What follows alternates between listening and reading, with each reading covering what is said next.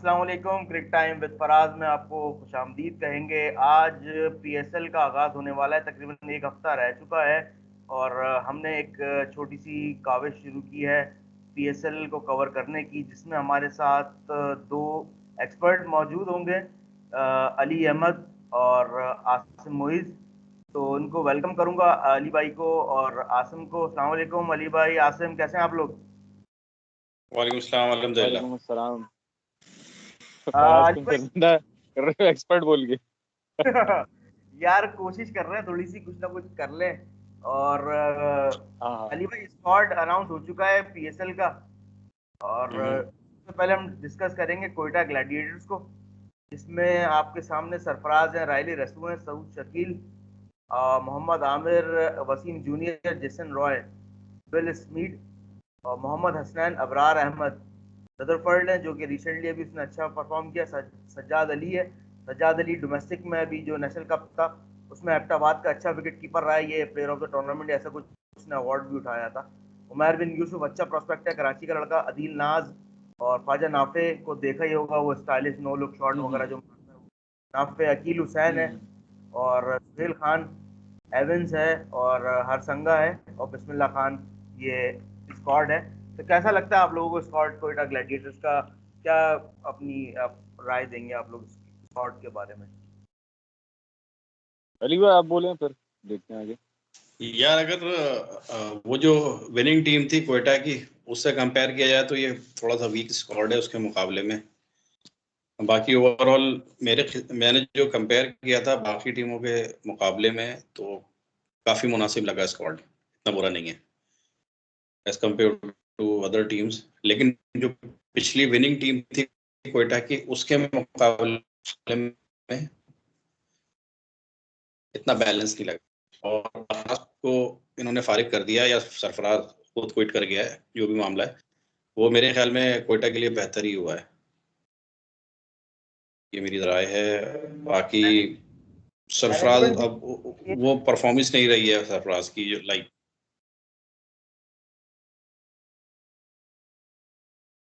आवाज कट रही है फराज। हाँ मैं बिल्कुल, असल में पीएसएल का जिस तरह का फॉर्मेट है इसमें रिटेंशन बड़ी कम होती हैं, तो मुझे लगता है ना इसमें कॉम्बिनेशन ढूंढना शुरू में बड़ा मुश्किल होता है। और कोयटा का काफ़ी अच्छे से मसला चल रहा है, वो कॉम्बिनेशन ही बना पा रहे। कभी ओपनर चेंज कर रहे हैं, कभी मिडिल ऑर्डर, कभी बॉलिंग। तो उनका काफ़ी मसला है और अब वो जितनी जल्दी सॉर्ट आउट कर सकेंगे उसको तो ठीक है। अभी कैप्टनसी का भी सुना कि सरफराज अब नहीं है कैप्टन। और मुझे अफसोस होता है इस बात का कि यार जिस तरह कैप्टनसी ली जाती है कैप्टन से पाकिस्तान के अंदर, अब पीएसएल के अंदर तो नहीं था ऐसा, अब ये पीएसएल में भी स्टार्ट हो गया। बहरहाल देखने में तो स्क्वाड बुरा नहीं है, रिली रॉस्टो वगैरह सारे अच्छे प्लेयर्स हैं और ऊपर से रन तेज ही करते हैं। स्पीड भी हो गया, जेसन रॉय भी है। अब इनको कॉम्बिनेशन देखना होगा, जो कॉम्बिनेशन इनका क्लिक कर जाए, क्योंकि अब सारे अगर आप ऐसे प्लेयर उठाओगे जो कि तेज खेलने वाले हैं और फिर बीच में को लंबा लेके जाने वाला नहीं, तो वो भी प्रॉब्लम आता है। तो इनका मसला हमेशा से कॉम्बिनेशन का रहा है। और ईपीएसएल में सब टीम्स है, क्योंकि बहुत ज़्यादा रिटेंशन होती ही नहीं है, स्क्वाड चेंज होते रहते हैं।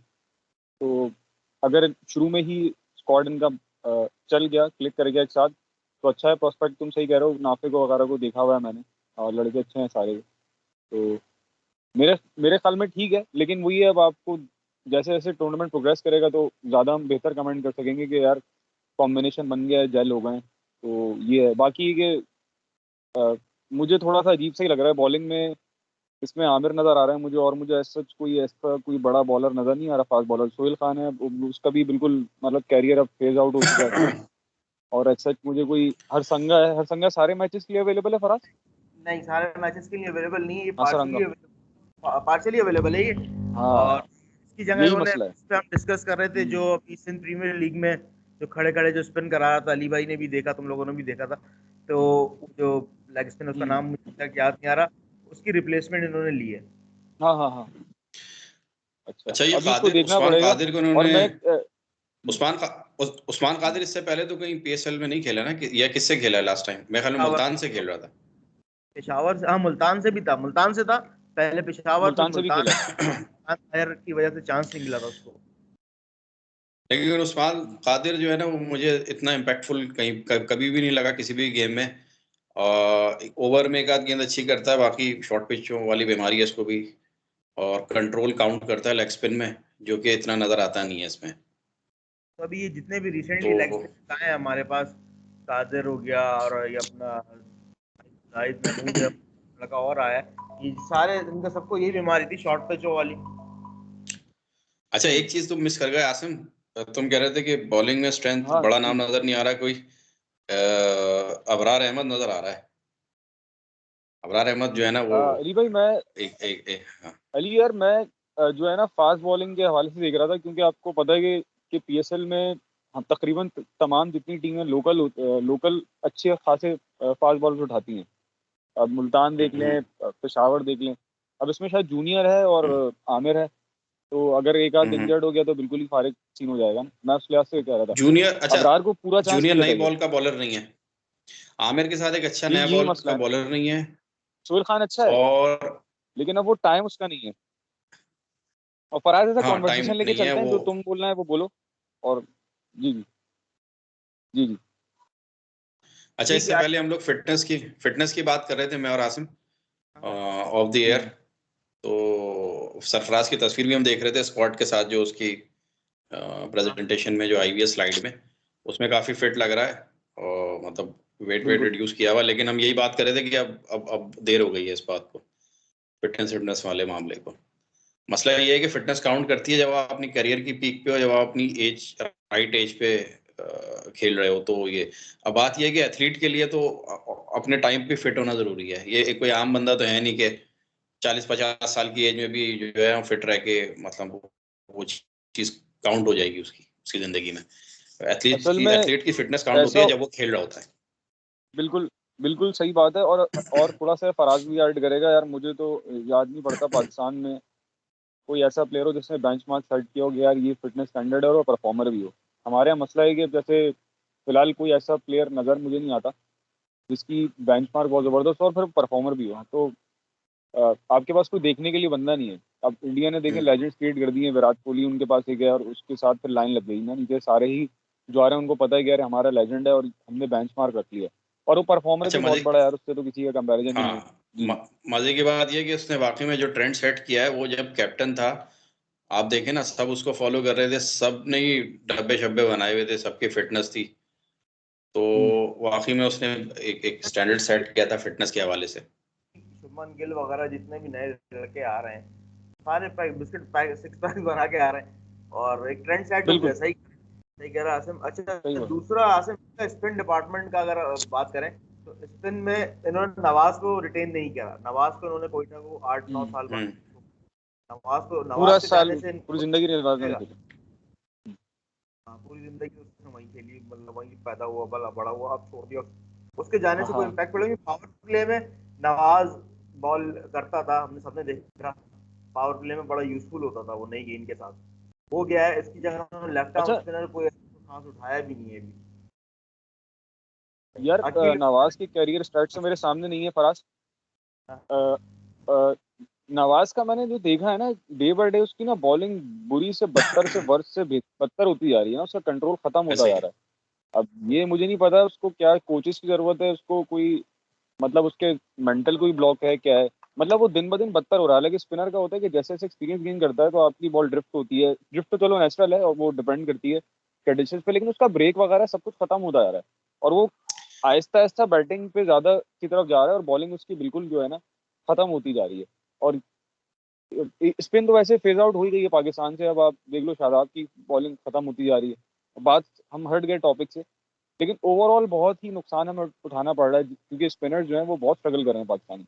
ओवरऑल देख अच्छा, लो यार, अबरार है तो चांस बेचारे को नवाज मिला। के लिए थोड़ी सी, जी जी। हाँ, थोड़ी सी एक बात बताऊं नवाज के लिए। जो नवाज का मुझे लगता है कॉन्फिडेंस शैटर्ड हुआ है उस मैच से, वो जो ऑस्ट्रेलिया में हम हारे थे। हाँ, और वो जिससे आखिरी इंडिया आखिरी से सीम अप ओवर इंडिया कर से दिया था इसने। रात को इंडिया लिया। से। इंडिया से वो, हाँ, वो थोड़ा कह लो कि एक तरीके एमसीजी से से। डाउनफॉल ही था इसकी, इसके कॉन्फिडेंस बॉलिंग का और सारे मामला का। वो तो तो जबकि बहुत बड़ा उसने बल्ले से परफॉर्म कैलकुलेशन किया था। मिस्टेक था कप्तान का। हाँ, हम्म। बहुत बड़ा लेकिन देखो ना कप्तान का उसको, कैलकुलेशन मिस्टेक था। हाँ, वो लेकिन उसका बहुत बड़ा इम्पैक्ट एरर आया था। इसकी बॉलिंग पे। और वो जब से अब तक अपने आप को रिकवर नहीं कर पाया है, कॉन्फिडेंस बिल्कुल फारिग हो गया उसका। और मेरे ख्याल में ये वजह है कि कोयटा ने भी उसको ड्रॉप कर दिया इस दफा, कि उसकी पिछले कोई साल 1.5 साल से कोई परफॉर्मेंस नहीं है। तुम सही कह रहे हो, बॉलिंग में भी वो फ्लाइट नहीं है। अब वो खींच के रखता है, बचता है, बचने वाला सीन हो गया। पहले वो विकेट लेता था बॉल फ्लाइट करके, नेचुरल सारी चीजें मामला करके। उसके शुरू के सीजन अगर आप देखें ना, उसकी बॉल टर्न होती थी, ब्रेक होता था उसको बॉल। फराज भी एग्री करेगा इस बात से। फिर दुबई में हुए थे वो टूर्नामेंट्स, लेकिन ब्रेक होता था। ब्रेक होता था सही से। जब आपको याद होगा असगर आया था, असगर एक लेफ्ट आर्म पेशावर से लड़का हाँ, आया, लेफ्ट आर्म। वो गायब हो गया यार, वो हाँ कहाँ वो गया? कराची से खेलता है वो, डोमेस्टिक वगैरह, लेकिन अब पता नहीं इसको कहाँ दफन कर दिया, वो गायब, पता नहीं किधर है वो। और अच्छा, इनका ओपनिंग का बताओ। ओपनिंग विल स्मिथ के साथ कौन है दूसरा? और सऊद शकील का नाम आ रहा है, सऊद शकील आएगा। सऊद शकील को उन्होंने वाइस कैप्टन भी अनाउंस कर दिया by the way. Saud Shakeel को ओपन कराएंगे, ये राइली रसू वन डाउन होगा। फिर जेसन हम्म। रॉय भी साथ है इनके, वो पता नहीं कितने मैचेस के लिए ये लोग अवेलेबल हैं या नहीं। एक तो ये भी बड़ा मसला है पीएसएल में कि ये कुछ बड़ा मसला है, अवेलेबल हैं कुछ नहीं है, तो कॉम्बिनेशन अप एंड डाउन रहेगा। यही कॉम्बिनेशन। अब ये बड़ा मसला है मेरी नज़र में। तो अगर सऊद शकील जिस तरह का बैट्समैन है, वो नीचे नहीं खेल सकेगा T20 में, क्योंकि यार इस तरीके के बैट्समैन जो होते हैं ना, जो मतलब कॉपी बुक वाले बैट्समैन जो होते हैं, ये टाइम लेते हैं। तो मेरी नज़र में उसको टॉप 3 में ही खेलना चाहिए। और टॉप 3 में नहीं खेलेगा तो टीम पर भी बोझ है वो, और मतलब सब कुछ ही बोझ ही है वो। तो ये देखना और पड़ेगा मेरे इनको, ख्याल में उसको शायद, ऊपर ही खिलाएं। मेरे ख्याल में टॉप 3 भी नहीं, उसको ओपनर ही खेलना चाहिए। लेकिन उसके साथ एक जी जी। कॉम्प्लीमेंट करने वाला बैट्समैन होना चाहिए उसको, जो जरा हार्ड हिटिंग हो, जरा तेज खेलने वाला हो। ये प्रॉपर क्रिकेट खेलेगा अपनी। हम्म। नहीं, और दूसरे दूसरा एंड से एक बंदा हो जो जैसे जो रॉय हाड़ाउड़ी है, वाला हो जरा। रायली रसू आ जाएगा इनके पास। और भी एक दो नाम, विल स्मीड है जो पिछले सीजन में भी सेंचुरी वेंचुरी करी है, 90 प्लस 2 स्कोर उसने करे थे लगातार। और बाकी मिडिल ऑर्डर की जबरदस्त। बात है, मिडिल ऑर्डर में ख्वाजा नाफे, ये भी ओपनर ही खेलता है। हाँ, तेज खेलता है। उमर बिन यूसुफ जो है, ये एक अच्छा नाम आ रहा है अंडर 19 से, और काफी डेवलप हुआ है, डोमेस्टिक में भी काफी रगड़ा खाया है इसने, रेड बॉल भी अच्छी खेलता है ये, और काफी लास्ट क्लास मारा। तो ये लाजमी पार्ट होगा, मुझे लगता है ये मिडिल ऑर्डर का लाजमी पार्ट होगा। बाकी इनके पास ऐसा सच कोई मिडिल ऑर्डर अच्छा में भी नाम नहीं है बीच में। अच्छा, कोयटा का मसला ये भी है ना, कराची के लड़के उठाते हैं खिलाए बगैर, वो जिंदगी से उनको फारिग भी हाँ, कर देते हैं ना।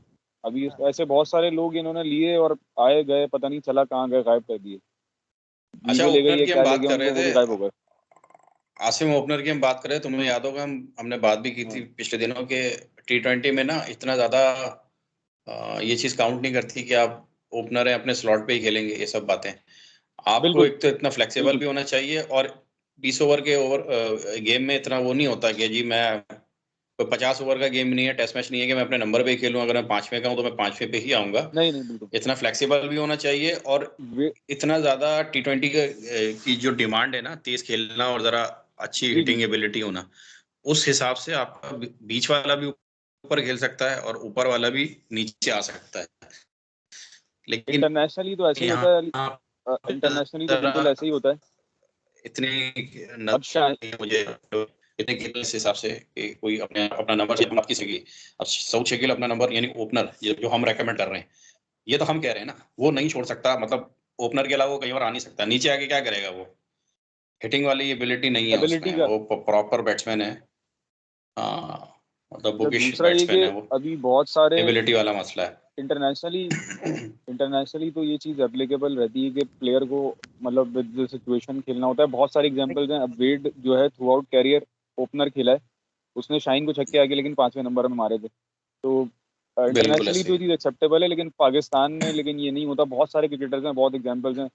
लिविंगस्टोन है और बहुत सारे हैं, सब ऊपर खेलते हैं, सब टॉप ऑर्डर बैट्समैन है, लेकिन जब उनको पता होता है कि है। यार मेरी जगह नहीं बन रही, तो वो उस हिसाब से उस पोजीशन पे अपना गेम बनाते हैं। तो सारे क्रिकेटर ऐसे ही हैं। लेकिन अब आपकी जारी बात है, जो बैट्समैन होता है, नहीं है, बैट्समैन जो हमारे यहाँ होता है। ऐसा नहीं है। हाँ, हमारे यहाँ असल में हमारे यहाँ थोड़ा सा एबिलिटी का मसला आ जाता है।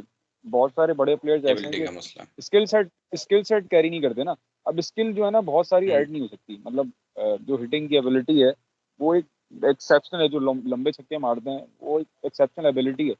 आप थ्रू द टाइम यार लर्न अगर कर मैं थोड़ा सकते हो, पीछे लेकिन आप जाऊं ना, अपना गेम।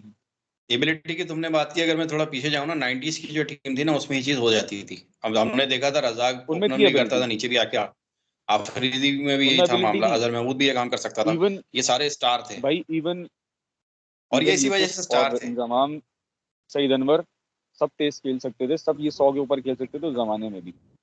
हम्म, सिवाय इसलिए यूनिस तो का भाई वो मैंने देखा स्टार है, थे वो सारे। थोड़ा डिफरेंट था। बाकी यूसुफ हो गया, इंजी हो गया, ये सब आपको आखिर में आगे 6 से ऊपर रन रेट लेके जाते थे जब भी इनकी बारी लगती थी नीचे से, तो ये लेके जाते थे। यार हमें तो याद है जमाने मॉडर्न डे क्रिकेट 90s में खेलते थे। आखिरी 10 ओवर में आराम से पाकिस्तान 100 करता था, जो कि उस जमाने के लिहाज से बिल्कुल, बहुत बड़ी बात थी। मोइन खान था, सब थे, इनके अंदर थी वो चीज, वो करते थे सारे। और हैरत है कि जो नए क्रिकेटर्स हैं उनमें वो चीज़ नहीं है, और फिर जब वो जाते हैं तो फिर वो हाई रिस्क क्रिकेट में तब्दील हो जाती है।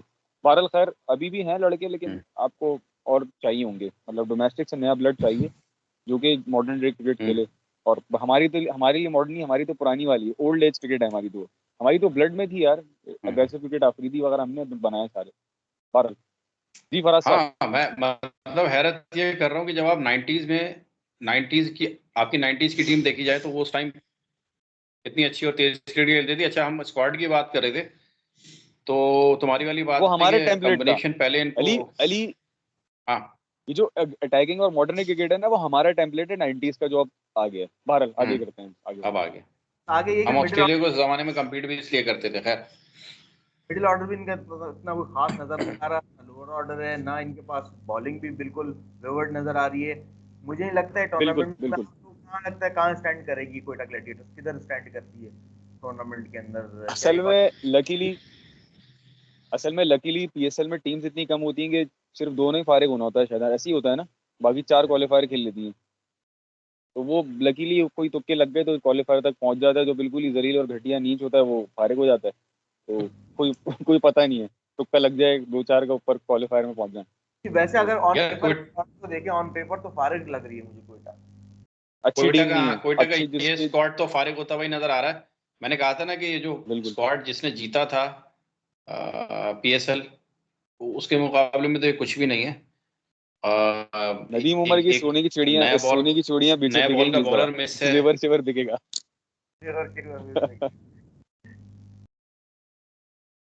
जेवर बिक जाएगा सारा जो।